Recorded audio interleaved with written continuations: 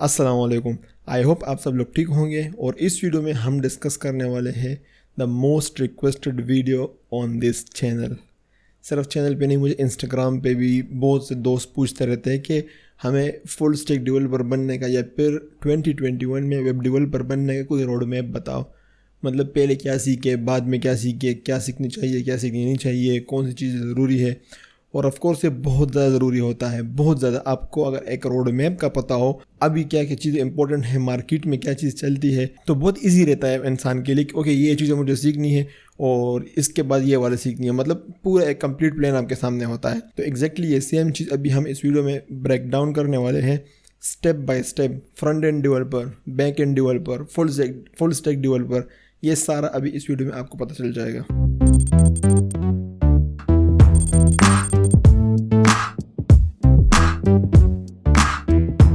अच्छा, जब मैं प्रोग्रामिंग सीख रहा था तो ये रोड मैप का या फिर कितनी टेक्नोलॉजी सीखनी है, कौन सा पहले सीखना है, कौन सा बाद में सीखना है, कौन सा सीखना है, ये इस चीज़ का कोई कॉन्सेप्ट नहीं था। बट जो सामने आ गया सीखा, जो नहीं आया वो उसको छोड़ दिया।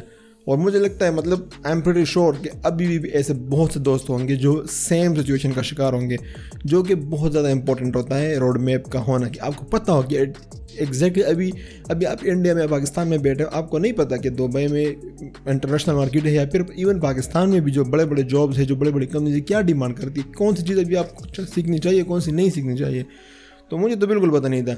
मैं यहाँ बैठ के सोच रहा हूँ ना कि अगर उस टाइम पे मुझे रोड मैप का पता होता, जो अब भी मेरे माइंड में रोड मैप पे क्लियर है ये चीज़ें, तो मेरा कितना टाइम बच चुका होता और मैं क्या से मतलब कहाँ से कहाँ तक पहुँच चुका होता।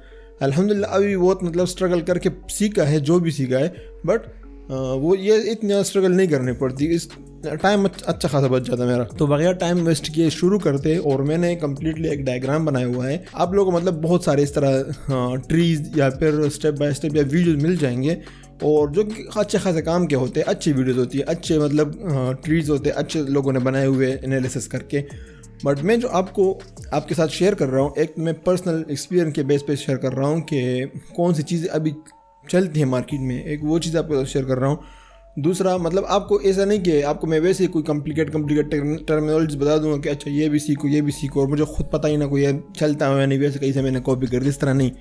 मुझे पता है कि ये चीज़ जो मैं ये आपके साथ शेयर करूँ, मुझे पता है कि ये चीज़ें चलती है मार्केट में। कुछ मैंने जो एक दो तीन बहुत फेमस 2-3 ट्रीज़ हैं, मैंने उसको स्टडी किया है, और अपने जो मेरे पास स्किल्स है, जो मेरा नॉलेज है, उसको दोनों में मिला के मैंने अपना एक ज़बरदस्त ट्री बनाया हुआ है कि अगर अभी इस टाइम पे 2021 में कोई सीखना चाहेगा तो अगर वो इस तरह सीखे तो ये बड़ा ज़बरदस्त रहेगा। मतलब उसका टाइम भी बचेगा और परफेक्टली 1 साल के अंदर भी अच्छा खासा डेवलपर बन सकता है।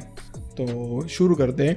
अच्छा, जो ट्री मैं आपको दिखा रहा हूँ ये मैं फुल स्टैक डेवलपर का बता रहा हूँ, बट मैं दरमियान में बताता रहूँगा कि ये फ्रंट एंड डेवलपर, अगर आप फ्रंट एंड डेवलपर बनना चाहते हो तो ये चीज़ें आप करो, और अगर आपको फ्रंट एंड डेवलपमेंट सीखनी नहीं है, आपको बैक एंड डेवलपर बनना है, आपको फुल स्टैक डेवलपर नहीं बनना, तो फिर आपको ये चीज़ें छोड़ने की ज़रूरत नहीं है। तो आपको मैं साथ साथ बताता जाऊँगा। स्क्रीन में भी आप लोगों को दिख रहा होगा। तो सबसे पहले आप चाहे फ्रंट एंड डेवलपर बनो, बैक एंड डेवलपर बनो या फुल स्टैक डेवलपर बनो, आप चाहे कुछ भी हो, आप चाहे कुछ भी बैकग्राउंड हो, आईटी बैकग्राउंड आपका हो ना हो, इससे कुछ फ़र्क नहीं पड़ता। बट अगर आप इनमें से कोई एक बनना चाहते हो तो ये जो बेसिक्स है ना, ये सबको आना चाहिए। उसमें सबसे पहले कंप्यूटर ऑफ कोर्स, फिर ऑपरेटिंग सिस्टम जो अगर आप विंडो यूज़ करते हो, हमको होता है ये विंडो आपको पता चलना चाहिए विंडो क्या चीज़ है। ऑपरेटिंग सिस्टम होता है, एक होता है मैक ओएस जो होता है, मैकिंटॉश होता है, उसमें वो ऑपरेटिंग सिस्टम होता है। तो ये चीज़ों का थोड़ा कॉन्सेप्ट का पता होना चाहिए। कंप्यूटर के फील्ड से अगर आप ना भी हो तो स्टार्ट करने से पहले, कोडिंग में आने से पहले इन चीज़ों का पता होना चाहिए। इंटरनेट कैसे काम करता है, how does the internet work, browser क्या होता है, कैसे काम करता है, HTTP क्या होता है, व्हाट इज़ डोमेन क्या होता है, होस्टिंग क्या होता है, टर्मिनल क्या होता है, और जो डिज़ाइनिंग के सॉफ्टवेयर है, ये मैंने इसको यहाँ पर हाईलाइट किया हुआ है। ये मतलब ज़रूरी तो नहीं है, लेकिन ये प्लस पॉइंट है अगर आपको इस चीज़ का पता हो। फोटोशॉप क्या होता है, इलस्ट्रेटर क्या है, फिग्मा एप्लीकेशन है जो डिज़ाइन के लिए यूज़ होता है ऑनलाइन, ये क्या चीज़ है। तो ये इन सब का कोडिंग में जंप लगाने से पहले ये चीज़ अगर आपको आती है, आखिरी वाले को छोड़ के ये पहले वाले जो है ना, ये 7 चीज़ें जो है ये आपको आना ज़रूरी है। कंप्यूटर का यूज़ करना, इंटरनेट का। अभी आपको जितनी भी चीज़ें मैं बता रहा हूँ, इसको मैं अब यहाँ इस वीडियो में आपको सिखाऊंगा नहीं, मैं जस्ट आप लोगों को नाम बता रहा हूँ, चीज़ें बता रहा हूँ। इंशाल्लाह इसमें से बहुत सारी चीज़ें इस चैनल में आप लोगों को साथ साथ में फिर सिखाता जाऊँगा।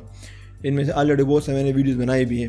तो ये आपका लर्न द बेसिक, ये बेसिक आप लोगों का होना चाहिए। अब चाहे आपका बैकग्राउंड चाहे जो भी हो, IT हो ना हो, लेकिन कोडिंग स्टार्ट करने से पहले, प्रोग्रामिंग स्टार्ट करने से पहले ये चीज़ आपका होना चाहिए। ये आपने कर लिया, उसके बाद आप चूज़ करो कि आपने कहाँ जाना है। आपने जाना फ्रंट एंड में जाना है, बैक एंड में जाना है, या DevOps में जाना है, या फिर फुल स्टैक में जाना है। फ्रंट एंड डेवलपर क्या होता है, जो सिर्फ फ्रंट एंड में काम करे, जो डिज़ाइन से मतलब आपको वेबसाइट जब आप विजिट करते हो ना, आपको बटन दिख रहा है, इसका कलर दिख रहा है, इसका एक डिज़ाइन दिख रहा है, अलाइनमेंट दिख रहा है, ये सारा जो डिज़ाइनिंग वाली चीज़ें हैं ना, जो सामने फ्रंट एंड पे आपको दिख रही है, ये फ्रंट एंड डेवलपर का काम होता है। डिटेल में मैंने फर्स्ट में जो वीडियोस मैंने बनाई उसमें मैंने समझाया हुआ है, आप लोग वो देख सकते हो। तो फ्रंट एंड डेवलपर क्या होता है। बैक एंड का ये होता है जो सर्वर साइड लैंग्वेजेस पे काम करे, जैसे कि PHP, पाइथन, ये सारे लैंग्वेजेस हो गए, और डेटाबेस के साथ काम करता है।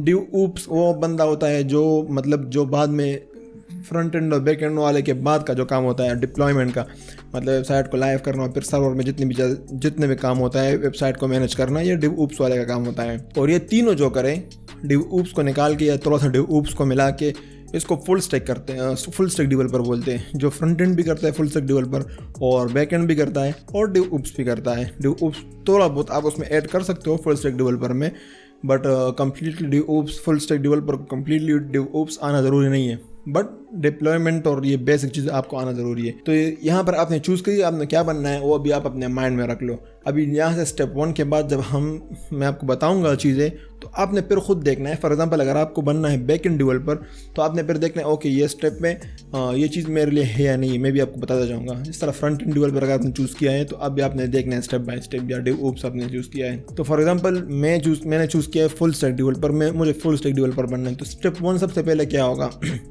HTML and CSS। आपको HTML और CSS सीखना है। अब कहाँ से सीखना है वो ऑफकोर्स ये चैनल ही है, उसके लिए मैंने बहुत सारे वीडियोस बनाई है और इंटरनेट भरा पड़ा है, सही है। तो जो मेन चीज़ है HTML और CSS में क्या क्या सीखनी है, HTML5 जो है, जितने भी एलिमेंट्स है वो सीखो, जितने भी डेव्स है, जितने भी एट्रीब्यूट्स है वो सारे के सारे सीखो। HTML फॉर्म्स सीखो, CSS3 सीखो। CSS में फिर कौन कौन से इंपॉर्टेंट जो टॉपिक्स है, CSS बॉक्स मॉडल है, पोजिशनिंग है, CSS फ्लेक्स बॉक्स है, ग्रिड है, transition, animation, responsive design, media queries, ये सारे तकरीबन अभी तक ग्रिड को छोड़ के तकरीबन ये सारे वीडियोस अभी तक मैंने अपलोड किए हुए हैं। इंशाल्लाह ये ग्रिड पे जितनी चीज़ें बची हुई है इस पर भी फ्यूचर में वीडियोस आ जाएंगी। तो ये HTML और CSS में ये चीज़ें ज़रूर सीखनी है। ये जब तक आप लोग सीखी ना हो तो आपने आगे नहीं जा सकते। अच्छा ये जो है ना, ये नॉर्मल ये HTML और CSS जो है ये इसका फ्रंट एंड से काम होता है। आपको फ्रंट एंड डिज़ाइनिंग इस चीज़ में काम आते हैं। तो जिन ये एलिमेंट्स को मैंने रेड कर दिया हुआ है, तो आपको ये सीखनी ज़रूरी है। आप इनको स्किप कर सकते हो, positioning, CSS flex box, CSS grid, transition, animation, responsive design, इनको आप स्किप कर सकते हो अगर आप बैक एंड डेवलपर बनना चाहते हो। लेकिन ये आप ज़रूर सीखो, ये मेरे आपको मतलब एडवाइस है। क्योंकि ऑफ कोर्स आप इसमें जब आप बैक एंड डेवलपर बनोगे, आप HTML फॉर्म नहीं बनाओगे, आप CSS3, CSS बॉक्स मॉडल, इन चीज़ों में आप काम नहीं करोगे, बट इन चीज़ों का आपको आना ज़रूरी है। अगर आपको ये चीज़ें बिल्कुल आएंगी नहीं, आप डायरेक्ट आपने जैसे लैपटॉप को आप डायरेक्ट PHP और पाइथन और बैक एंड लैंग्वेज में बैठ गए, तो वो बिल्कुल भी एडवाइजेबल नहीं। आपको ये चीज़ों का आना ज़रूरी है। ऑफकोर्स आप डीप में मत जाओ। डीप की जो ग्रीन मैंने किए हुए हैं ना, जो फ्रंट एंड डेवलपर बनेगा ये सारा सीखेगा, ग्रीन भी और रेड भी। और जो बैक एंड डेवलपर बन रहा है तो वो सिर्फ और सिर्फ रेड ही सीख ले तो भी काफ़ी है। अगर ये सीखता है तो अच्छी बात है, फिर वो फुल स्टैक डेवलपर बन जाएगा। बट एटलीस्ट कम से कम ये रेड वाले जो मैंने रेड किया हुआ है, ये उसके लिए सीखनी बहुत ज़रूरी है, ये सीखे। तो ये सबसे पहला स्टेप है। इससे आगे तब तक नहीं जाना जब तक आप लोगों ने ये क्लियर ना किया हो। ये फर्स्ट स्टेप वाले HTML एंड CSS ये हो गया। उसके बाद आप आ जाओ नेक्स्ट। अब आ जाओ CSS प्रोसेसर सेस के बारे में। अब सेस क्या चीज़ है, तो आप इसको इन शॉर्ट इस तरह समझ लो कि ये एक प्रोसेसिंग लैंग्वेज है CSS के लिए, जो CSS पे आप थोड़ा सा नमक और मसाला लगा के थोड़ा और भी क्रिस्पी किया हुआ है, और CSS को आप मज़े से और थोड़ा मज़े से यूज़ कर सकते हो और मज़ा आएगा आपको। तो ये अगर आपने स्किप कर दिया चलेगा, कोई ज़रूरी नहीं है। ये चाहे आप फ्रंट एंड डेवलपर बनना चाहते हो या बैक एंड, ये चलेगा अगर आप इसको स्किप करोगे। बट ये एडवाइजेबल है कि ये आप सीख लो सेस को। जब भी मैं कस्टम CSS यूज़ करता हूँ तो मैं सेस ही यूज़ करता हूँ। तो सेस दूसरा स्टेप पे आप सेस सीख लो। ये सेस आपने सीख लिया, फिर नेक्स्ट स्टेप पे आ जाओ। उसके बाद पे मतलब अभी आपका कस्टम CSS हो गया, और उसके बाद सेस भी आपका हो गया, HTML आपको क्लियर हो गया। तो उसके बाद आ जाओ CSS फ्रेमवर्क पे। अब आपने एक फ्रेमवर्क चूज़ करना है। आपने सारा CSS के जो मैंने आपको बताया, अपने सारे पॉइंट्स, पोजीशन वगैरह सब सीख लिए। इसमें आप छोटा मोटा लेआउट्स पे आपने बना दिए। तो अभी आप आ जाओ CSS फ्रेमवर्क पे। अभी आप इस टाइम पे एक फ्रेमवर्क चूज़ करो, आपको किस चीज़ में काम करना है। तो इसमें आपके पास फिर ऑप्शन बहुत सारे, CSS फ्रेमवर्क बहुत सारे, लेकिन जो मैंने टॉप आपके लिए चूज़ किया वो ये 3 है। टेलविंड CSS है, बूटस्ट्रैप है और बल्मा है। ये मेरे फेवरेट है और ये सबसे बेस्ट है आजकल के टाइम में। ये दूसरे भी है, मटीरियलाइज, सेमेंटिक, ये बहुत ज़बरदस्त फ्रेमवर्क है सेमेंटिक, मटीरियलाइज, बट ये आपके हर जगह पे इतना परफेक्ट काम नहीं आएंगे, ये हर जगह पे फिट नहीं होते। बट ये है, UI किट हो गया, फाउंडेशन हो गया, ये भी है और भी बहुत सारे हैं, बट ये जो आपको मैं 6-7 आपको दिख रहे हैं ये परफेक्ट है। इसमें से ये 3 ज़बरदस्त है। इसमें मैं पर्सनली टेलविंड CSS यूज़ करता हूँ। इससे पहले मैं बल्मा यूज़ करता था और उससे पहले मैं बूटस्ट्रैप यूज़ करता था। तो उसके अलावा मैंने मटीरियलाइज भी यूज़ किया, सेमेंटिक भी यूज़ किया है, फाउंडेशन मैंने कभी यूज़ नहीं किया, UI किट भी मैंने कभी कभी 1-2 जगह पे यूज़ किया हुआ है। बट जो मुझे इससे ज़बरदस्त लगा वो टेलविंड लगा। टेलविंड से फिर उसके बाद जो है मुझे लगा वो बल्मा लगा। बूटस्ट्रैप भी ऑफकोर्स अच्छा है। तो CSS ट्राई आप सब कर सकते हो, सब यूज़ भी कर सकते हो, कोई कॉम्प्लिकेटेड नहीं, बहुत ईजी है। बट जो ज़बरदस्त, जो आपका टाइम कंज्यूम नहीं करेगा ज़्यादा और अच्छा है, वो टेलविंड CSS है। एक फ्रेमवर्क उठाओ, कोई सा भी उठाओ और उसमें अच्छे हो जाओ, ज़बरदस्त है, आपका बहुत काम आएगा। नहीं उठा रहे हो आप, प्लेन CSS और SAS में काम कर सकते हो तो भी चलेगा। बट अगर उठा दोगे तो आपका टाइम बहुत बच जाएगा और आपको ज़रूर मतलब काम, जब आप फ्यूचर में काम करोगे प्रैक्टिकल प्रोजेक्ट में, तो फ्रेमवर्क की आपको ज़रूरत पड़ेगी। नेक्स्ट आपने फ्रेमवर्क कर दिया, अभी आप नेक्स्ट आ जाओ, UI design and design principles. अब ये क्या चीज़ है? अच्छा, इसमें ये जो है ना, ये वाला फ्रेमवर्क में ये बैक एंड डेवलपर की काम की चीज़ नहीं, आप इसको बेशक स्किप कर सकते हो। बैक एंड डेवलपर की ये बिल्कुल इसको सीखने की ज़रूरत नहीं है। सेम इसके बाद जो नेक्स्ट स्टेप है UI design and principle, back end developer का इसमें कुछ भी नहीं है। ये फ्रंट एंड डेवलपर के लिए, आप अगर इसको नहीं सीखना चाहते तो मत सीखो। अगर आप अपना नॉलेज बढ़ाना चाहते हो तो सीख सकते हो, इसमें कुछ नहीं है। UI डिज़ाइन और डिज़ाइन प्रिंसिपल्स क्या होता है? बेसिकली आपको कुछ डिज़ाइन के उसूल्स और जो रूल्स है ना, वो आपको सीखनी चाहिए। अगर आपको फ्रंट एंड डेवलपर बनना है और अच्छा फ्रंट एंड डेवलपर बनना है, आपको बहुत सारे अच्छे अच्छे वीडियोज़ के बारे में मिल जाएंगे प्रोफेशनल्स के। बट जो टॉपिक्स में चूज़ किए, जो चीज़ आप लोग उसमें सीखनी है, वो आप ये सीख लो कि मतलब वाइट स्पेसेस क्या होते हैं, बैलेंस और अलाइनमेंट, ये typography, colour and contrast, proportion, scale, ये सारी चीज़ें आपको सीखनी चाहिए। आपको आइडिया होना चाहिए क्या होता है। और जब आप एक वेबसाइट बनाते हो, आप उसमें वाइट स्पेस देते हो, आप उसमें अलाइनमेंट करते हो, तो ये आपके ये जो चीज़ें हैं ना, UI के जो डिज़ाइन के प्रिंसिपल्स होते हैं, ये आपके माइंड में होने चाहिए, तभी आप एक ज़बरदस्त फ्रंट एंड डेवलपर बन सकते हो। और इसको मैं बिल्कुल भी एडवाइस नहीं करूँ कि आप इसको स्किप करो अगर आप फ्रंट एंड डेवलपर बनना चाहते हो। देखो, मैंने आपको फ्रेमवर्क के टाइम पे भी बोला कि आप स्किप कर सकते हो, आपको SAS के टाइम पे भी बोला स्किप कर सकते हो। बट अगर आपको फ्रंट एंड डेवलपर बनना है, ये वाला स्टेप आप बिल्कुल भी स्किप नहीं कर सकते। इसके बगैर आप वेबसाइट बना सकते हो, बट मैं बिल्कुल भी एडवाइस नहीं करूँगा आप इसको स्किप करो।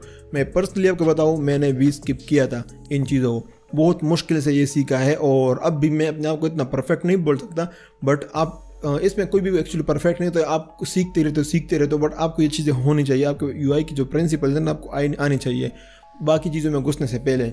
तो ये आप सीख लो, ये अच्छा है बहुत ज़्यादा। ये कवर हो गया, नेक्स्ट आ जाते हैं। अच्छा, वो नेक्स्ट आपने सीखनी है वर्जन कंट्रोल सिस्टम। अब वर्जन कंट्रोल सिस्टम क्या होता है, इस पर इंशाल्लाह मैं डिटेल में वीडियो बनाऊंगा। बट इन शॉर्ट में आपको बता दूं कि पहले इस तरह होता था ना, कि पहले जब अपने टाइम की मैं बात करता हूँ या इससे भी पहले की बात करता हूँ, कोई प्रोग्रामिंग करता था, मैंने एक कोड मैंने किया, आज फ्राइडे के दिन मैंने सब कुछ कवर किया, वेबसाइट कंप्लीट कर दिया। नेक्स्ट को मुझे क्लाइंट ने बोला कि यार मुझे ये चेंजेस चाहिए, ये भी ऐड कर दो। अब मैं जब वो चेंजेस करूँगा तो जो अभी तक मैंने किया हुआ है, अगर उसको मैं दोबारा चेंज करूँ तो मेरे पास प्रीवियसली चेंज नहीं रहेगा।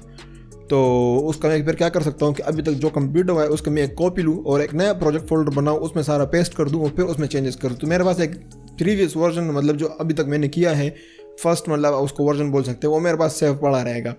तो फिर उसको मैं नेक्स्ट कंप्लीट करके एक हफ्ते में दिखाऊंगा, ओके ये ठीक है, लेकिन ये चीज़ उसमें दोबारा चेंज कर दो। फिर एक तीसरा वर्जन में बनाऊंगा। तो ये मैं अगर जस्ट इमेजिन करें, मैं पर्सनली खुद करता रहा हूँ, तो एक तो मेरे कंप्यूटर में कितने फोल्डर्स बनेंगे, और फिर कंप्लीटली हर चीज़ का ट्रैक रखना बहुत मुश्किल होता है इंसान के लिए अपने कंप्यूटर में।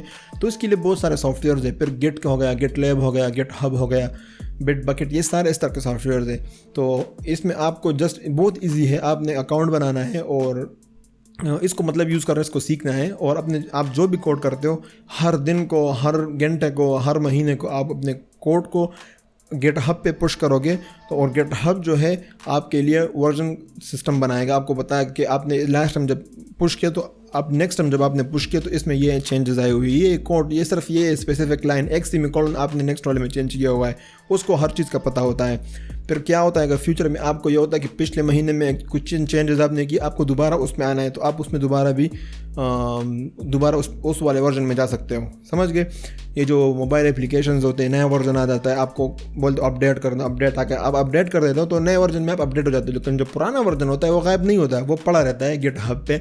इस तरह आपके कोड के वर्जन बनते रहेंगे, आपके सारे वर्जन उधर पड़े रहेंगे, बहुत ज़बरदस्त चीज़ें। तो वर्जन कंट्रोल सिस्टम को तो बिल्कुल स्किप ना करो। और यहाँ पर गिटहब और गिटलैब जैसे वेबसाइट को यूज़ करने का बड़ा फ़ायदा ये होता है कि ये आपकी पोर्टफोलियो, आपकी सीवी है, जितने भी आप प्रोजेक्ट्स बनाते हो आप वहाँ पर पुश करते हो तो जो पब्लिक प्रोजेक्ट होते हैं, जो आपको उसमें प्राइवेट भी रख सकते हो कुछ प्रोजेक्ट्स, तो जो पब्लिक होते हैं वो आपका पोर्टफोलियो होता है।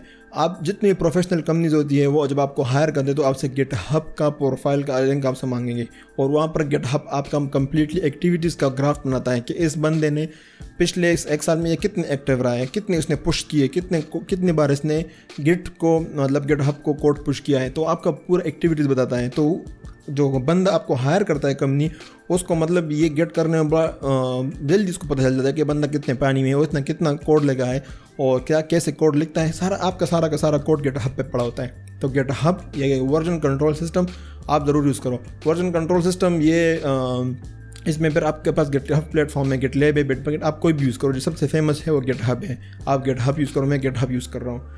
ये भी मैं बिल्कुल रिकमेंड नहीं करूँगा आप स्किप करो, इसको आप स्किप कर सकते हो लेकिन कोई फ़ायदा नहीं है। आप मतलब अगर अपने पैरों पे कुल्हाड़ी मारना चाहते हो तो बेशक स्किप करो इसको, बट मैं बिल्कुल भी एडवाइस नहीं करूँगा, इसको ज़रूर सीखो। अच्छा, इसमें आप देखो जो कि मैंने रेट किया हुआ है, मतलब ये बैक एंड डेवलपर के लिए। अब बैक एंड डेवलपर को ऑफकोर्स सीखना ज़रूरी है, बैक एंड और फ्रंट एंड के लिए दोनों के लिए सेम है ये गिटहब गिटलैब, क्योंकि वो भी अपना कोड पुश ही करेगा एट दी एंड।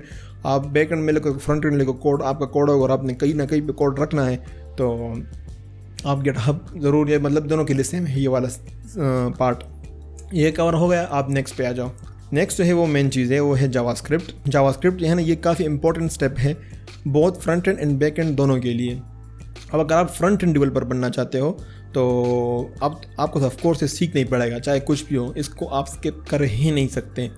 जो बैक एंड डेवलपर है आप इसको तभी स्किप कर सकते हो अगर आपको फ्यूचर में जावास्क्रिप्ट को as a back end development language use नहीं करना।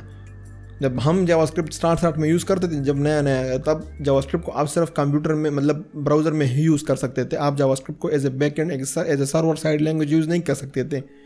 तो उस टाइम ये सिर्फ फ्रंट एंड डेवलपर वालों के लिए लैंग्वेज। अभी जावास्क्रिप्ट बहुत पावरफुल है, आप मोबाइल के लिए भी यूज़ कर सकते हो, आप सर्वर साइड लैंग्वेज भी इसमें वेबसाइट्स भी बना सकते हो, सारा काम कर सकते हो। तो अगर आपको फ्यूचर में जावास्क्रिप्ट में ही काम करना है तो आप इसको सीखो, फिर दोनों के लिए सेम है। इवन अगर आप लोग फ्यूचर में PHP या पाइथन वगैरह भी यूज़ करोगे तब भी मैं एडवाइस करूँगा बैक एंड डेवलपर को कि इस पे हो के जाए, मतलब ये बिल्कुल स्किप ना करे, थोड़ा बहुत सीख ले, बेसिक ही सीख ले एटलीस्ट, क्योंकि सारे ये यहाँ से सही प्रॉपर प्रोग्रामिंग लैंग्वेज शुरू हो जाती है। इससे पहले सारा जो फ्रेमवर्क CSS और ये CSS फ्रेमवर्क और CSS और HTML था वो प्रोग्रामिंग लैंग्वेजेस नहीं है, वो मार्कअप लैंग्वेजेस है और डिज़ाइन स्टाइलिंग के लिए एक सिंटैक्स है CSS वगैरह सारा। ये सी यहाँ से प्रॉपर लैंग्वेज शुरू हो जाती है। तो आप अगर जावास्क्रिप्ट सीखोगे तो बाद में आप चाहे PHP सीखो, पाइथन सीखो, तकरीबन सब सेम है थोड़े बहुत चेंजेस के साथ। तो ये ऑफकोर्स आप सीख लो, बाकी फ्रंट एंड आपको तो सीखना ही पड़ेगा। तो इसमें आपने जो मेन चीज़ें सीखनी है वो है स्टार्ट में ऑफकोर्स बेसिक जो सिंटैक्स है वो सीखो। डॉम मैनिपुलेशन ये अपने सीखनी है। डॉम मतलब आप कैसे जावास्क्रिप्ट को यूज़ करके HTML को मैनिपुलेट कर सकते हो। डॉम एक टर्मिनोलॉजी है HTML के लिए। और जो लेटेस्ट जावास्क्रिप्ट ES6 वर्जन है उसमें ऑफकोर्स वो सीखो। आप पुराना जावास्क्रिप्ट भी यूज़ कर सकते हो, बट अभी मैं बिल्कुल भी एडवाइस नहीं करूँगा। अभी जो भी आप यूज़ करोगे तो लेटेस्ट जावास्क्रिप्ट सीखो और एरेज सीखो, मेथड्स या फंक्शंस ये भी सीखो, और fetch API, AJAX, HTTP request, ये तीनों आप एक चीज़ का नाम है, AJAX, HTTP रिक्वेस्ट या फेच API, कुछ भी आप बोल सकते हो। ये चीज़ें इस पे काम करना सीखो, कैसे आप AJAX यूज़ करके डेटा सेंड कर सकते हो, गेट कर सकते हो जावास्क्रिप्ट को यूज़ करके। जावास्क्रिप्ट पे अच्छा खासा टाइम लगाओ, अच्छा खासा। ये मतलब आपने किसी फ्रेमवर्क को हाथ नहीं लगाना, किसी रिएक्ट को, Vue.js को, एंगुलर, किसी चीज़ को भी हाथ नहीं लगाना जब तक आप कस्टम जावास्क्रिप्ट पे बिल्कुल बेखबुनियाद ना निकाल ले। कम्प्लीटली मतलब इसमें घुस जाओ, अच्छे खासा सीखो, इसमें प्रोजेक्ट्स करो, टास्क करो, हर चीज़ में कर लो, कस्टम में हर चीज़ बनाओ। तो जावास्क्रिप्ट में अच्छा खासा टाइम लगाओ, आपके 3 महीने लगते हैं, 5 महीने लगते हैं, 6 महीने लगते हैं, लगाओ, ये आपके फ्यूचर में काम आएंगे। जावास्क्रिप्ट को अच्छा खासा टाइम दो। तो ये जब आपको लग जाए कि आप जावास्क्रिप्ट में आप बन गए हो, माहिर बन गए हो, गुरु बन गए हो, तो अभी आप नेक्स्ट स्टेप पे आ सकते हो। और नेक्स्ट स्टेप है हमारे वैसे बिल्ड टूल्स है। अब यहाँ पर कुछ ऐसी चीज़ें जो कि बहुत ही ज़्यादा इंपॉर्टेंट हैं, इसके बगैर आजकल के में जीना मुश्किल है, नामुमकिन नहीं लेकिन मुश्किल है। तो बल्कि मैं नामुमकिन नहीं बोलूँगा, इसको स्किप आप कर ही नहीं सकते। ये कुछ मेन चीज़ें, प्रोग्रामिंग लैंग्वेजेस नहीं है बट टूल्स है जो आपके लाइफ, जो आपका साइकिल होता है, जो प्रोग्रामिंग आप करते हो, आप वेबसाइट बनाते हो, उसमें यूज़ होते हो और आपको प्रोग्रामिंग को ईजी करते हैं। इसमें सबसे पहले जो है वो है पैकेज मैनेजर। चाहे आप फ्रंट एंड डेवलपर हो, बैक एंड डेवलपर हो, पैकेज मैनेजर सीखो। इनमें से फिर 2 है हमारे पास, NPM है और यार्न है। अब NPM भी यूज़ करो तो यार कोई भी यूज़ करो, फ़र्क कुछ भी नहीं पड़ता, दोनों अलग अलग हैं लेकिन तरीका दोनों का सेम है।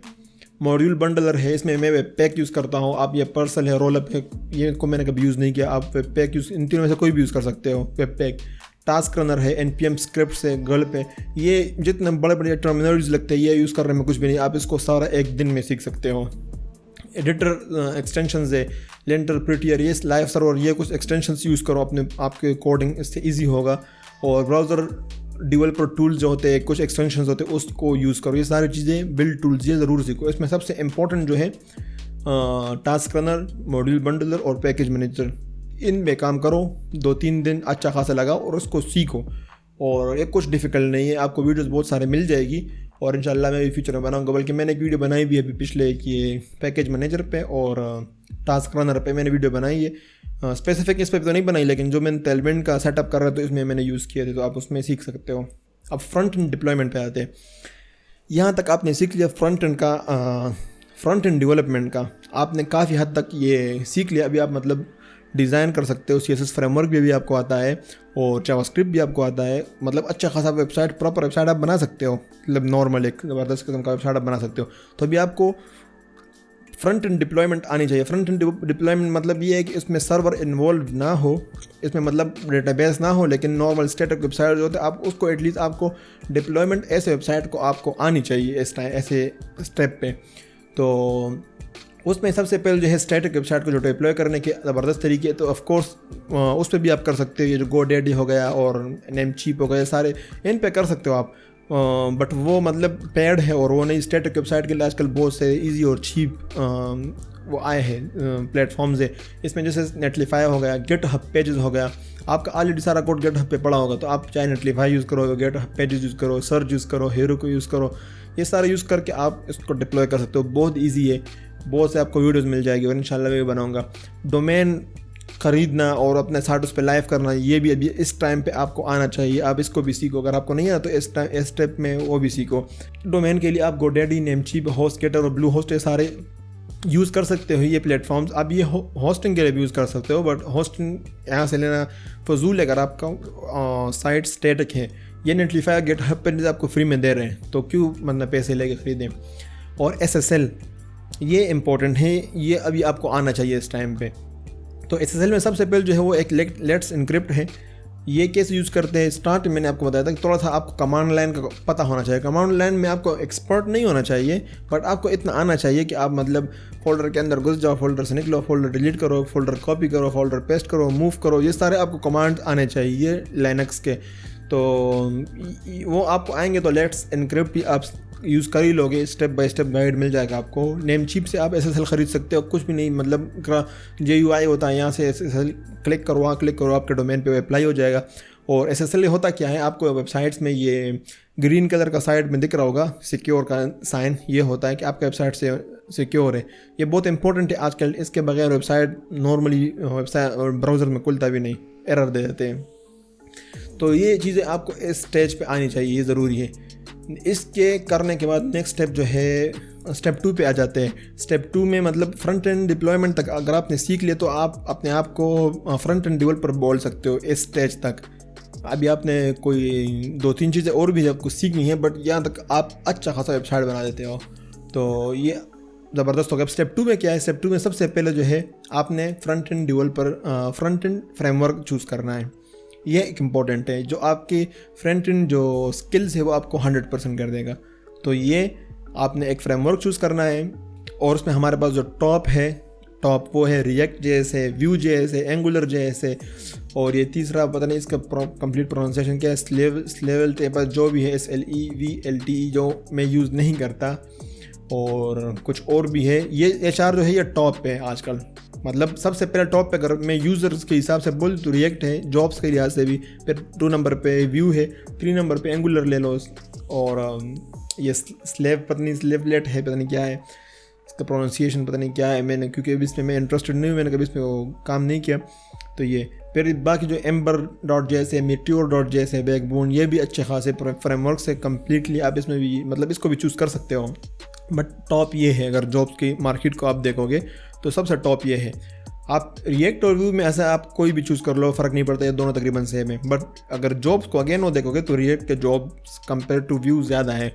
अगर आप सीखने हिसाब से बोलो कौन सा डिफ़िकल्ट है, कौन सा थोड़ा मुश्किल है, रिएक्ट बिल्कुल भी मुश्किल नहीं, लेकिन अगर उसको आप व्यू JS के साथ कंपेयर करोगे तो व्यू बहुत ही ईजी है। तो मैं पर्सनली व्यू में काम करता हूँ, और रिएक्ट में मैंने थोड़ा बहुत काम किया है, लेकिन मुझे जब मैंने पहले व्यू में काम किया था, बाय डिफ़ॉल्ट मैंने वैसे स्टार्ट में मुझे व्यू ही सामने आया था और मैंने व्यू सीखा था। उसके बाद मैंने जब रिएक्ट में काम शुरू किया तो मुझे कुछ ख़ास डिफरेंस फील नहीं हुआ, और मुझे लगा कि व्यू ही अच्छा है, तो फिर मैंने व्यू में ही कंटिन्यू किया, और अभी तक मैं व्यू में ही काम कर रहा हूँ। रिएक्ट में मुझे लगता है कभी भी अगर मैं शुरू करूँगा तो मेरे लिए कोई मुश्किल नहीं होगा, नॉर्मल है। तो अगर आपने व्यू सीख लिया तो आपके लिए आपको रिएक्ट आएगा, रिएक्ट सीख लिया तो आपको व्यू भी आएगा। सेम एंगुलर है, इतना डिफरेंट नहीं है, ईजी है बिल्कुल ये भी।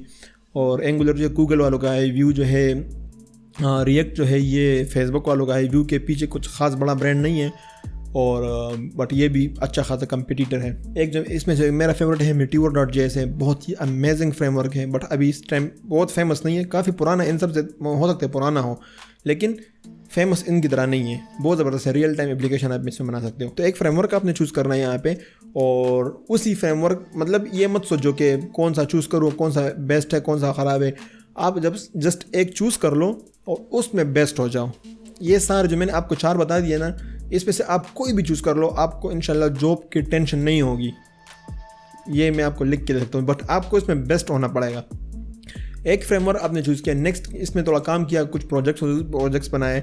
नेक्स्ट जो चीज़ आपने करनी है वो आपने स्टेट मैनेजमेंट क्या होता है इसका मतलब आप जब जावास्क्रिप्ट सीखोगे, ये फ्रेमवर्क सीखोगे, तो आपको स्टेट मैनेजमेंट तक आपको आइडिया पर हो जाएगा क्या होता है। बट इन शॉर्ट में आपको बता दूं कि ये इनके ही मॉड्यूल्स है, ये जो फ्रेमवर्क्स आपने अभी सीख लिए, तो इसको मतलब एक प्लस पॉइंट आप साथ में ये यूज़ करोगे। फॉर एग्जांपल व्यू के साथ Vuex है, रिएक्ट के साथ Redux है, और शेयर्ड सर्वर्स एंगुलर के साथ है, और कॉन्टेक्स्ट API आई थिंक ये सेल्फ के साथ है, जो कि मैंने यूज़ नहीं किया।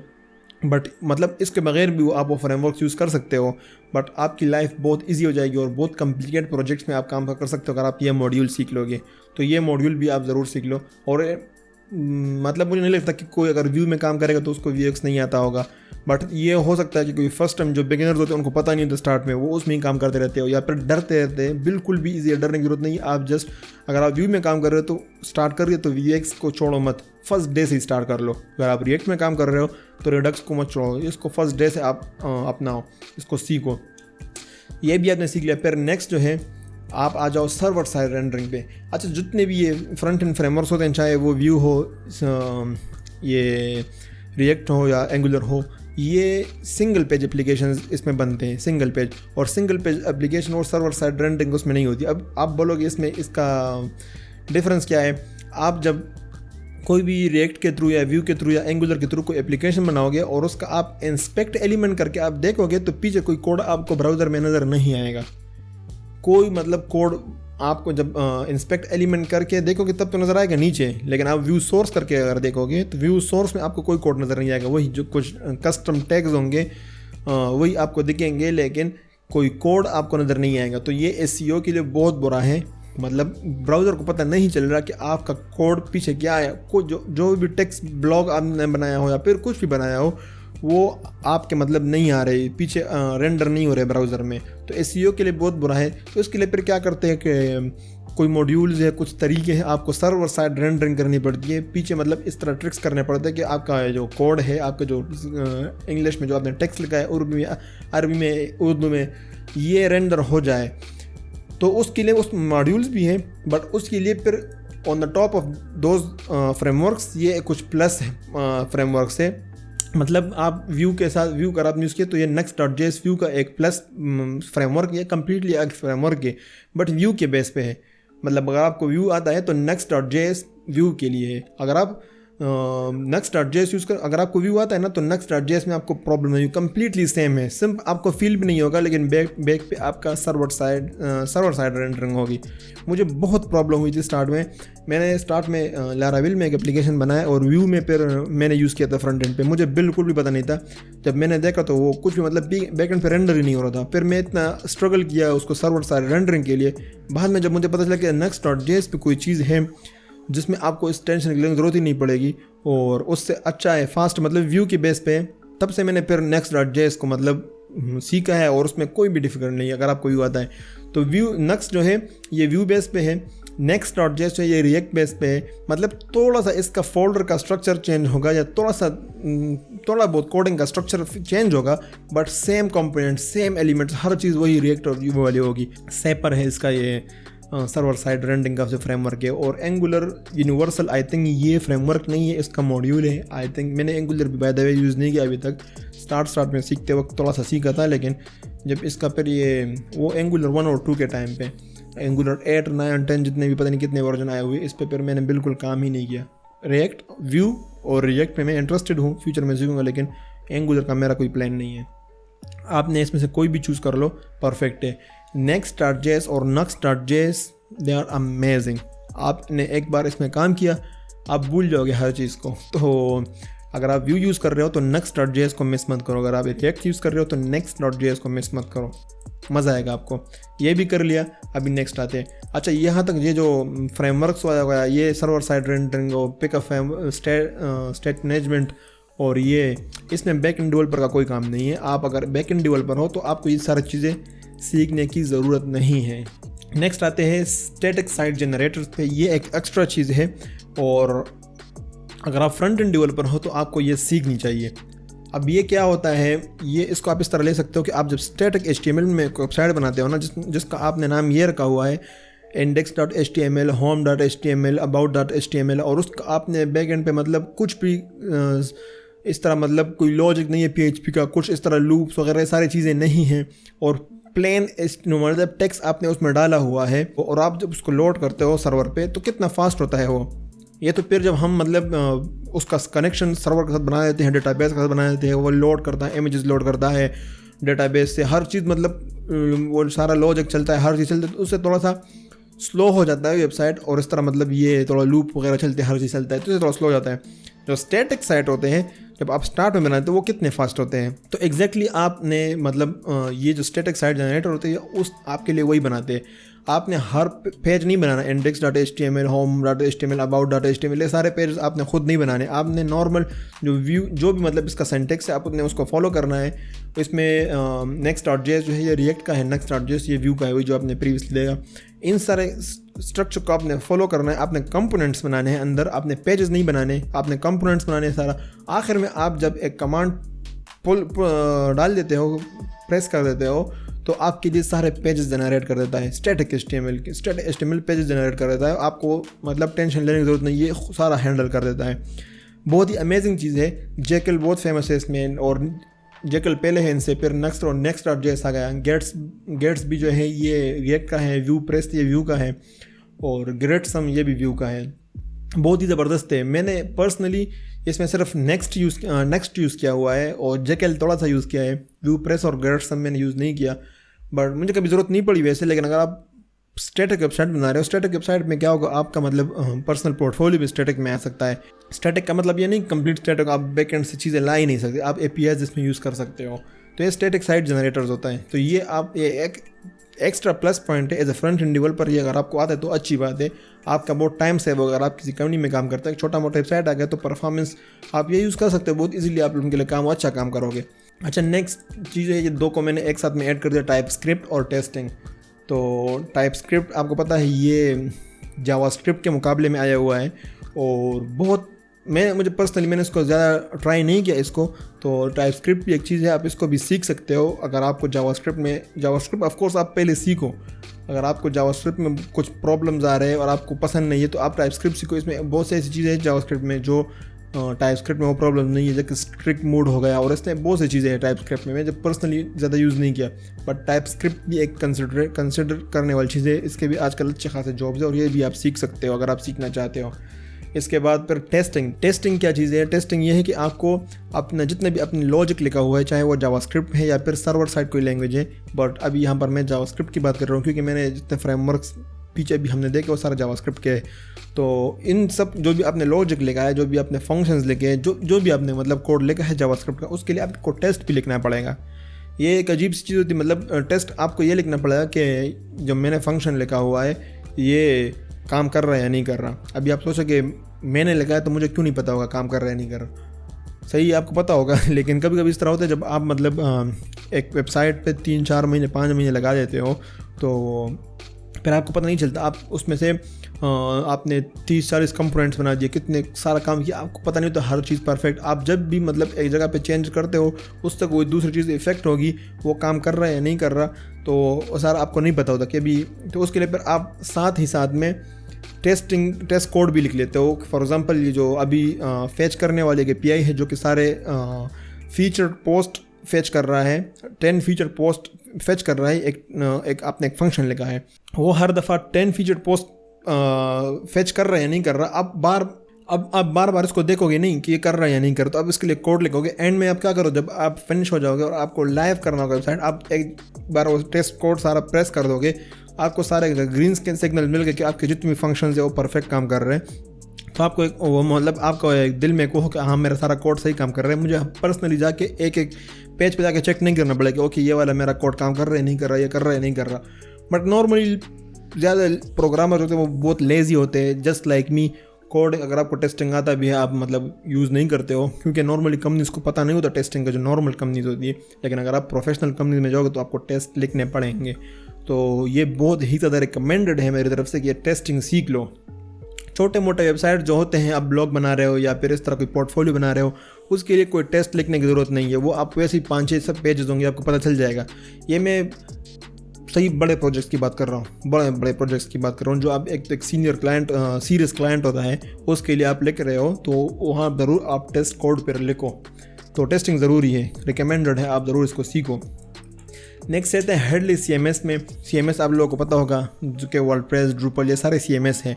इसमें आप वेबसाइट बना सकते हो बगैर कोडिंग को जाने, मतलब कोडिंग में घुसे बगैर आप इसमें से वेबसाइट बना सकते हो। बट यहाँ पर मैं आपको CMS नहीं बता रहा फ्रंट एंड डेवलपर को कि आप CMS सीखो, फिर तो वो बैक एंड वाला काम हो जाएगा। फ्रंट एंड डेवलपर सिर्फ इतना करो कि आप मतलब क्या होता है, मतलब जस्ट लाइक फेसबुक, आप बैक एंड पे जाओगे, कुछ पोस्ट बना दिया, उसकी फिर आपने API जनरेट कर दी, तो इतना फ्रंट एंड डेवलपर को आना चाहिए। थोड़ा सरसरी फ्रंट एंड डेवलपर के लिए, बट रिकमेंडेड है, आप सीख लो। और बैक एंड डेवलपर के लिए ये ज़रूरी है या वो ज़रूरी है, हेडलेस CMS ज़रूर सीखो। हेडलेस CMS क्या होता है, उसका सिर्फ सर होता है, सर नहीं होता इस तरह हेडलेस, तो इस तरह नहीं होता कि उसका कोई सर नहीं होता। हेडलेस का मतलब ये होता है कि आप फॉर एग्जांपल ड्रूपल में या वर्डप्रेस में कोई वेबसाइट बनाते हो, तो फिर आपको बटन कॉर्नर में दिख रहा होगा कि विजिट साइट। तो आप विजिट साइट करते हो तो ये एडमिन पैनल हो गया और दूसरा साइट हो गया, आपको साइट दिख रहा है। वहाँ पर आपको जो विजिट साइट है उस पर क्लिक करने की ज़रूरत नहीं है, वो वाला साइट आप यूज़ नहीं करोगे। उसकी आप सिर्फ API जनरेट करोगे, जितने पोस्ट आपने बनाए, जितने पेजेस बनाए, उसकी API जनरेट करोगे। उस APIs को फिर जो फ्रंट एंड के आपके जो फ्रेमवर्क्स हैं, जो व्यू और रिएक्ट वाले फ्रेमवर्क हैं, उसमें आप वो API यूज़ करोगे किसी और जगह पे। और ये जो है ना आजकल का ट्रेंड है, यही चीज़ आप लोगों ने सीखनी है। तो इस हेडलेस वाली चीज़ को बिल्कुल भी इग्नोर मत करो। मेरा सारा काम यही होता है, जितने भी प्रोफेशनल प्रोजेक्ट्स होते हैं ना, आप उसमें हेडलेस CMS यूज़ करोगे। तो इस पे हम डिटेल में वीडियोस बनाएंगे इंशाल्लाह, और आप ऑलरेडी बहुत सारे मौजूद हैं। लेकिन इसमें मैं बोल सकता हूँ कि यूट्यूब में वीडियोस तो है, लोग सिखाते हैं हेडलेस CMS, लेकिन जब आप एक प्रोफेशनल प्रोजेक्ट बनाते हो और जो चीज़ें आप फेस करते हो, इतने डिटेल में वीडियोस अभी तक मैंने यूट्यूब में नहीं देखी, और इंशाल्लाह मैं बनाऊंगा इस पे डिटेल में वीडियोस हेडलेस CMS पे। ड्रूपल पे भी बनाऊंगा, वर्डप्रेस पे भी बनाऊंगा, स्ट्रापी पे भी बनाऊंगा। कंटेंटफुल मैंने यूज़ किया हुआ है लेकिन ज़्यादा नहीं। ड्रूपल और वर्डप्रेस मैंने बहुत ज़्यादा यूज़ किया हुआ है। इंशाल्लाह इस पर वीडियो बनेगी। ये हो गया, आप फ्रंट एंड डेवलपर बन गए, मुबारक हो। तो यहाँ पर फ्रंट एंड डेवलपर का सफ़र ख़त्म हो जाता है और आप अभी आप अपने आप को कम्प्लीटली फ्रंट एंड डेवलपर बोल सकते हो। आप जाओ जॉब्स के लिए अप्लाई करो। सबसे पहले अब यहाँ तक अगर आप आ गए हो तो आप वेबसाइट्स बनाओ, अपना पोर्टफोलियो जनरेट करो, पोर्टफोलियो बनाओ। बट यहाँ तक अगर आपने सीख लिया ना तो आप अपने आप को कॉन्फिडेंस के साथ फ्रंट एंड डेवलपर बोल सकते हो। आप जॉब्स के लिए अप्लाई कर सकते हो, ये सारी चीज़ें। अब ये जो चीज़ें मैंने आपको जितनी बताई, फ्रेमवर्क्स और ये 5-6 ऑप्शन दिए, ये बिल्कुल भी मतलब इस तरह नहीं कि आप सारे सीखो। इसमें से आपने सिर्फ एक चूज़ करना है और उसमें आपने बेस्ट होना है, सही है। और यही है फ्रंट एंड डेवलपर का। नेक्स्ट जो हमारा है इसके आगे हम जब जाएंगे वो है सिर्फ बैक एंड डेवलपर का। और अगर आपको फुल स्टैक डेवलपर बनना है, आपको फ्रंट एंड भी बनना है और बैक एंड भी बनना है, तो भी आप नेक्स्ट अभी जा सकते हो। फ्रंट एंड डेवलपमेंट में बहुत झंझट है, मतलब आपको HTML CSS फिर CSS का फ्रेमवर्क, फिर जावास्क्रिप्ट सीखो, फिर कितनी चीज़ें भी हमने देखी, कितनी चीज़ें, मतलब उसमें बहुत कई कहाँ से मतलब आके आपको फ्रंट एंड डेवलपर बनते हो। बैक एंड डेवलपर में इतने झंझट नहीं है, स्ट्रेट फॉरवर्ड, डायरेक्ट एक लैंग्वेज चूज़ करो। आपको कौन से लैंग्वेज में काम करना है, आपको जावास्क्रिप्ट में काम करना है, आपको पाइथन में काम करना है, PHP में काम करना है, ये सारे सर्वर साइड लैंग्वेजेस है। इसमें से एक लैंग्वेज चूज़ कर लो। मैं पर्सनली PHP में काम करता हूँ, मुझे पाइथन बहुत ज़्यादा पसंद है लेकिन मुझे ज़्यादा टाइम नहीं मिलता। जावास्क्रिप्ट में मैं भी काम करता हूँ, जावास्क्रिप्ट और PHP में मैं काम करता हूँ, और पाइथन मुझे बहुत पसंद है। तो इसमें से कोई भी ऐप चूज़ कर लो, सारे परफेक्ट है, सारे ज़बरदस्त है। मैं अगर आपको रिकमेंड करूँ तो मैं बिल्कुल भी आपको PHP की रिकमेंड ज़्यादा नहीं करूँगा। पाइथन और जावास्क्रिप्ट, ये दोनों मैं आपको रिकमेंड करूँ। इसमें से कोई भी उठा लो, आपकी लाइफ बन जाएगी। जावा अगर आप उठा रहे हो, गोलैंग उठा रहे हो, सही आप उठा सकते हो, लेकिन पाइथन का जो है ना वो फ्यूचर है, और जावास्क्रिप्ट का भी ऑफ कोर्स फ्यूचर है। पाइथन उठाओ, पाइथन। और देखो हमारे जो पाकिस्तान के जो बिगिनर्स डेवलपर्स होते हैं, जब आते हैं ना फर्स्ट, तो डायरेक्ट उनका फर्स्ट जो होता है ना, मतलब ये PHP को छोड़ के वहाँ पर PHP के अलावा कोई और ऑप्शन देता ही नहीं कोई, डायरेक्ट सबसे पहले PHP पे आते हैं। कोई और लैंग्वेज हमें कोई दिख ही नहीं दी। और अगर पाइथन का नाम हम सुन ले वहाँ पे, बिगिनर स्पेशली की मैं बात कर रहा हूँ, ये कोई बहुत बड़ा पहाड़ लगता है, बट बिलीव मी PHP आपको बहुत कॉम्प्लिकेटेड लगेगा अगर आपने पहले पाइथन सीख लिया। बहुत ही ज़्यादा ईजी लैंग्वेज है, बहुत ही ईजी। ये पाइथन एक्चुअली ये बच्चों के लिए बनाया था, फॉर योर इन्फॉर्मेशन, और अभी ये इतना बढ़ गया कि आप इसमें कुछ भी बना सकते हो पाइथन लैंग्वेज में। नेक्स्ट आपने इसको चूज़ किया, इसमें काम करो, अच्छा खासा इसमें काम करो और इसमें बेस्ट हो जाओ। सारा बेसिक से लेके एडवांस तक हर चीज़, फंक्शन, एरेज वेरेज, हर चीज़ इसमें घुस जाओ, अच्छी तरह सीख लो। ये करने के बाद फिर आप नेक्स्ट स्टेप जो है फ्रेमवर्क पे आ जाओ। अभी आपने कस्टम जो भी आपने लैंग्वेज उठाया उसमें आपने कस्टम में काम नहीं करना, कोई भी कस्टम में काम नहीं करता। कोई भी किसी भी कंपनी में आप जाओगे, प्रोफेशनल से प्रोफेशनल कंपनी, बिल्कुल बेसिक कंपनी, कोई भी प्लेन स्क्रिप्ट में काम नहीं करता। मतलब ये फ्रेमवर्क्स बनाया ही इन बड़ी बड़ी कंपनीज़ ने अपने लिए। ये लैंग्वेज पहले उन्होंने बनाया है और फिर अपने फ्रेमवर्क भी बनाए हो, तो वो यही रिकमेंड करते हैं कि आपको ये फ्रेमवर्क आने चाहिए। तो अगर आपने पिछले स्टेप में जावास्क्रिप्ट चूज़ किया है तो नोड सीख लो इसमें। और नोड एक्चुअली लैंग्वेज नहीं है, ये एक सिस्टम है। तो इसमें फिर आप जो फ्रेमवर्क यूज़ करोगे वो express.js है, KOA, और नेस्ट, ये चीज़ें हैं जो कि मैं express.js के बारे में जानता हूँ, ये दो के बारे में नहीं जानता।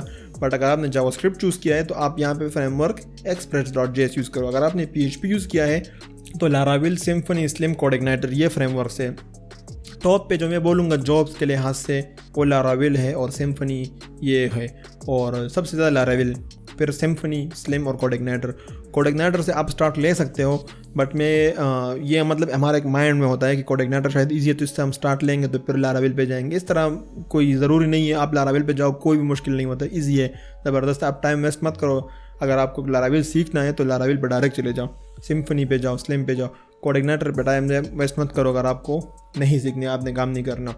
अगर आपने पिछले स्टेप में पाइथन चूज़ किया है तो डिजेंगो और फ्लैस्क है, तो इसमें ये ज़बरदस्त है डिजेंगो, ये ज़बरदस्त है, बिलीव में। डिजेंगो और लाराविल ये दोनों तकरीबन सेम है। अगर आपको लाराविल आता है तो आपको डिजेंगो में ज़्यादा प्रॉब्लम नहीं होगा। रूबी अगर आपने फिर से तो रूबी ऑन रेल्स है, जावा के लिए स्प्रिंग MVC है और C# के लिए ऑफकोर्स ASP.NET है। और ASP.NEट मतलब ये भी काफ़ी पावरफुल फ्रेमवर्क है। फॉर योर इन्फॉर्मेशन, यहाँ पे जितने UAE की जितने भी गवर्नमेंट के वेबसाइट्स है गवर्नमेंट, वो सारा जावा और ASP C# और ASP.NEट सारा इसमें बने हुए ASP.NEट में।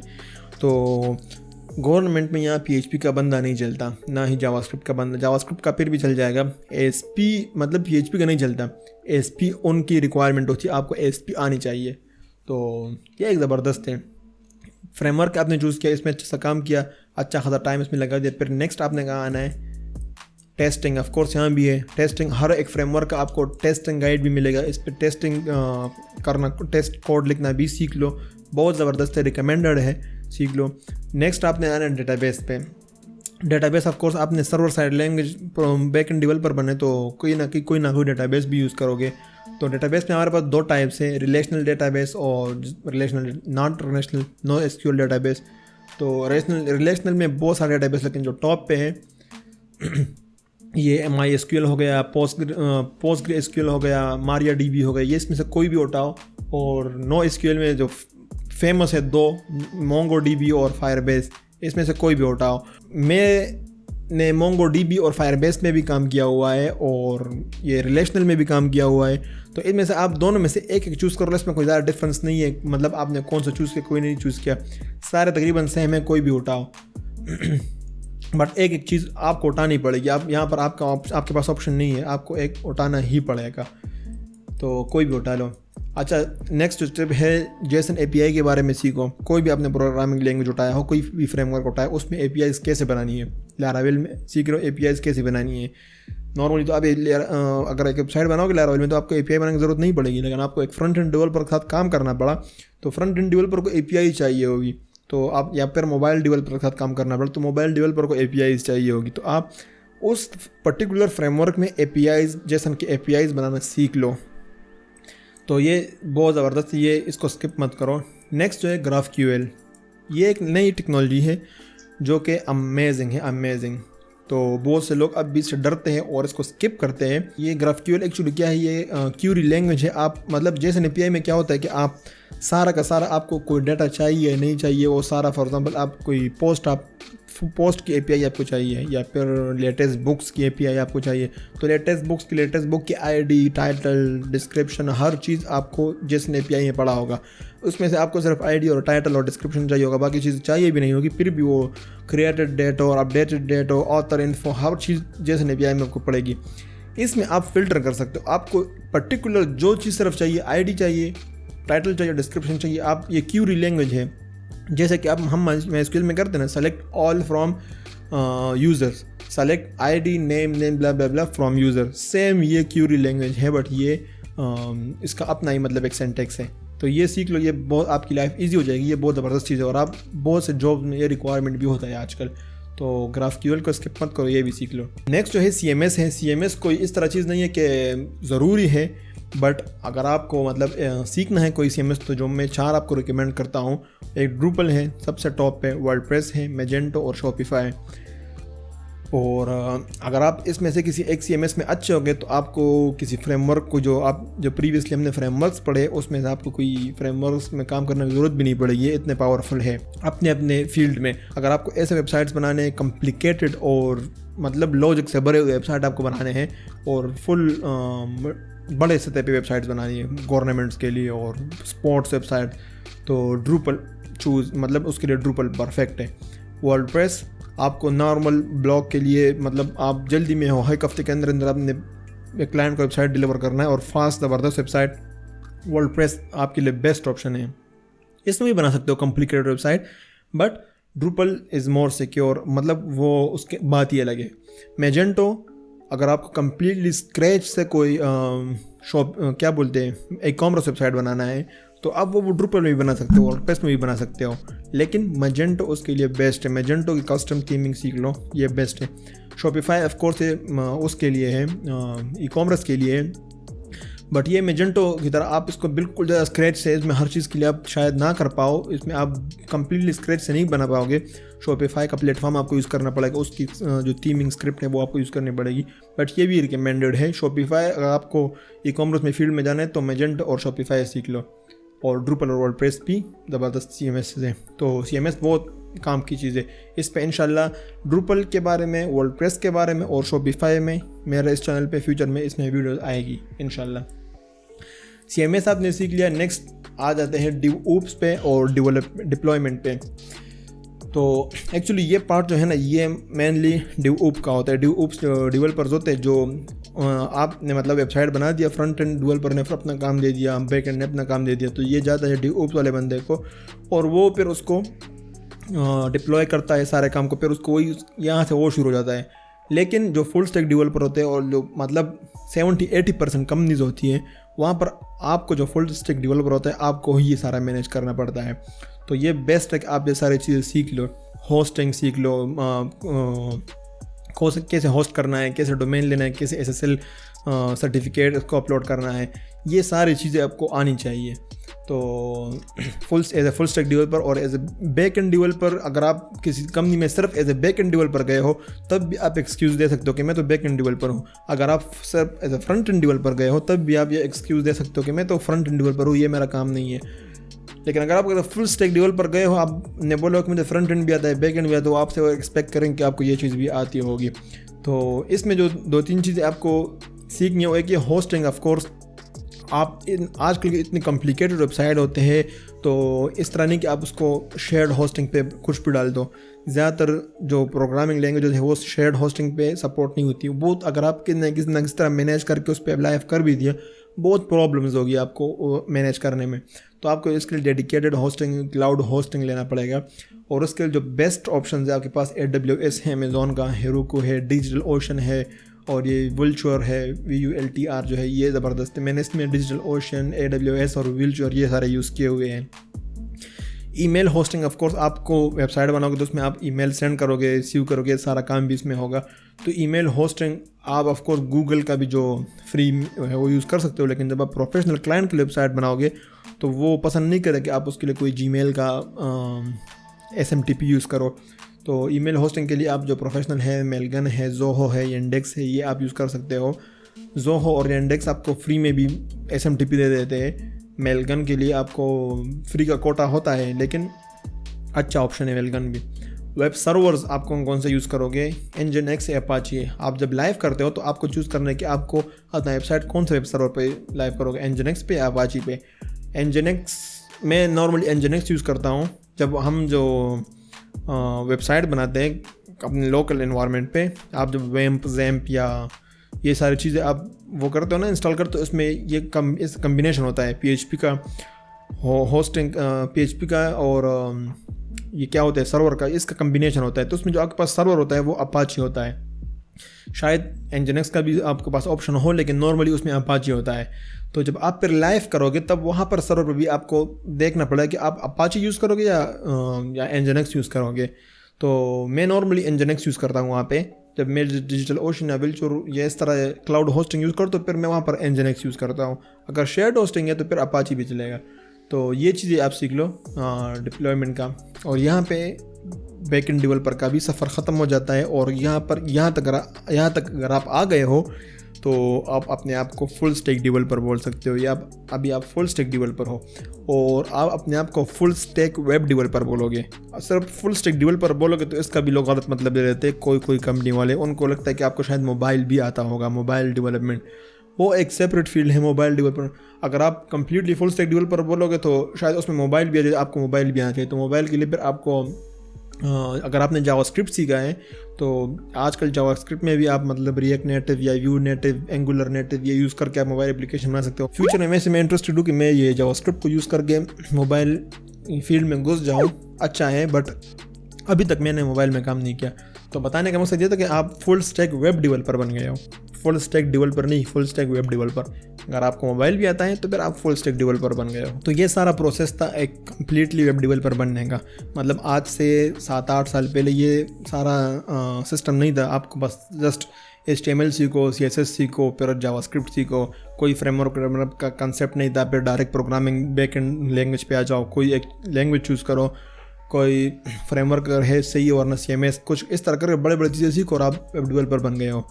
अभी इतनी आसानी से जान छूटने वाली नहीं है, आपको ये सारी चीज़ें सीखनी पड़ेगी। आप मजबूर हो ये सारी चीज़ें सीखने के लिए, वरना आप मार्केट में नहीं चल सकते। रिक्वायरमेंट्स है भाई, रिक्वायरमेंट्स, तो इसके बगैर गुजारा नहीं होता। जितने भी आप जॉब के डिस्क्रिप्शन में जाओगे, जो चीज़ें मैंने बताई है ना, कि आपको वहाँ पर 70-80% यही चीज़ें आपको वहाँ पर दिखेगी, हर जॉब में आपको दिखेगी। आपको AWS का आना चाहिए, आपको व्यू आना चाहिए, रिएक्ट आना चाहिए, मतलब ये सारी चीज़ें आपको आनी चाहिए, तभी वो आप जॉब के लिए एलिजिबल होते। तो आप मजबूरी है। बट जो मैंने आपको ट्री दिखाए, जो स्टेप बाय स्टेप प्रोसेस मैंने आपको दिखाया, अगर आप इस प्रोसेस से आओगे, स्टेप बाय स्टेप सीखने की कोशिश करोगे, तो 1 साल के अंदर अंदर या 1 साल 1.5 ईयर आप इसको अच्छी तरह कवर कर सकते हो। अगर आप इसको प्रॉपर टाइम दे और इसको आसानी से आप सीख सकते हो। इस तरह बिल्कुल भी मत करो कि मतलब सिर्फ HTML से सीख लिया फिर डायरेक्ट PHP पे आ जाए, PHP में मज़ा नहीं आया, डायरेक्ट पाइथन पे मज़ा नहीं आया, फिर वापस जावास्क्रिप्ट में चले गए। इस तरह चलाएंगे मारोगे तो टाइम भी बहुत ज़्यादा वेस्ट हो जाएगा आपका और कुछ काम हाथ भी नहीं आना। तो स्टेप बाय स्टेप सीखो, हर एक चीज़ को टाइम दो प्रॉपर। आपने सिर्फ ये 1-2 साल देने हैं और फिर बाकी लाइफ आपकी मज़े में गुजरेगी, ज़बरदस्त, बिलीव मी। और ज़्यादातर फोकस जो आपने करना है ना, आप जावास्क्रिप्ट का जो मेन है विदाउट फ्रेमवर्क, आप उस पर मेन फोकस करो, या फिर कोई भी प्रोग्रामिंग सर्वर साइड लैंग्वेज अगर आपने चूज़ की है तो बेसिक विदाउट फ्रेमवर्क जो लैंग्वेज है, मेन जो लैंग्वेज है, कोर है, कोर जो कंसेप्ट होता है उस पर फोकस करो, प्रोग्रामिंग सीख लो।